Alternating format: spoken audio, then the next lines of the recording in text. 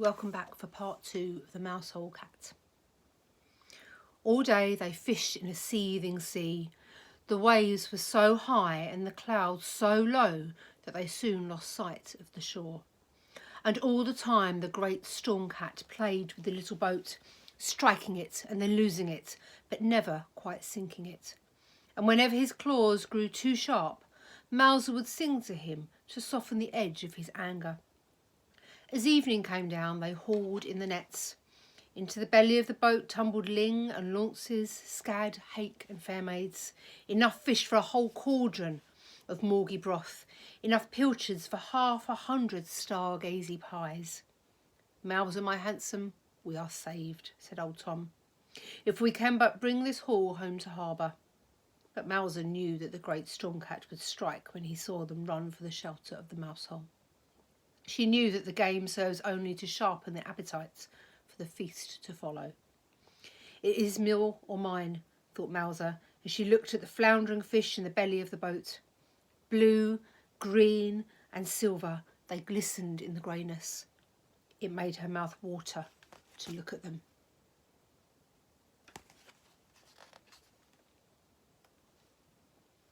As she thought of the morgy broth murmuring on top of the range, the stargazy pie growing golden in the oven, Mouser began to purr.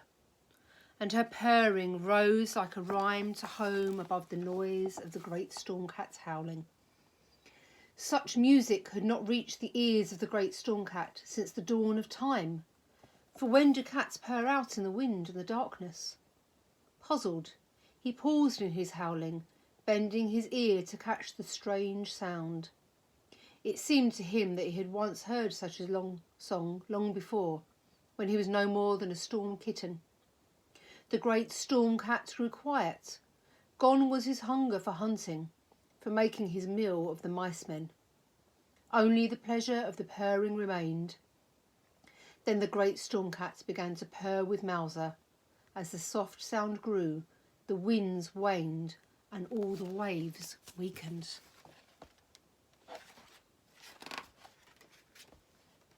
Night fell, and the little boat sailed back across the slackening sea. As they came in sight of home, a strange sight met their eyes. The whole village of Mousehole was shining with lights and lanterns, gleamed along both main arms of the harbour.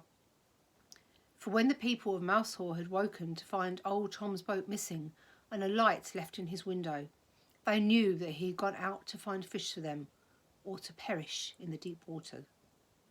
All day they had watched and waited, staring out into the cloud-racked sea, but they could see no sign of him.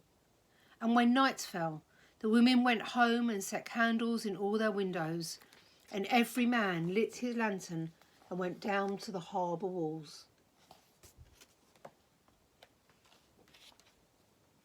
As they waited and watched, they saw that the wind was dying and that the sea was growing calm.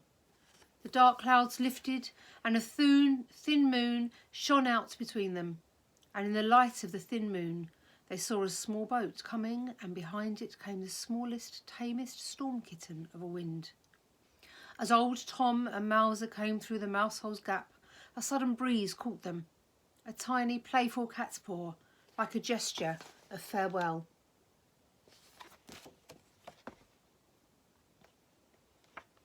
There was a great deal of cooking in Mousehole that night. The people made a whole cauldron of morgy broth. They baked hake, cooked kedgeree, grilled fair maids, fried launces, scoused scad.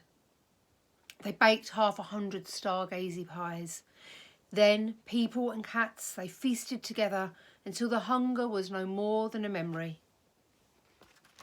And every year since that day, at the inn on the quayside, the people of Mousehole hold a fish feast on the night before Christmas Eve and raise their glasses to the memory of old Tom.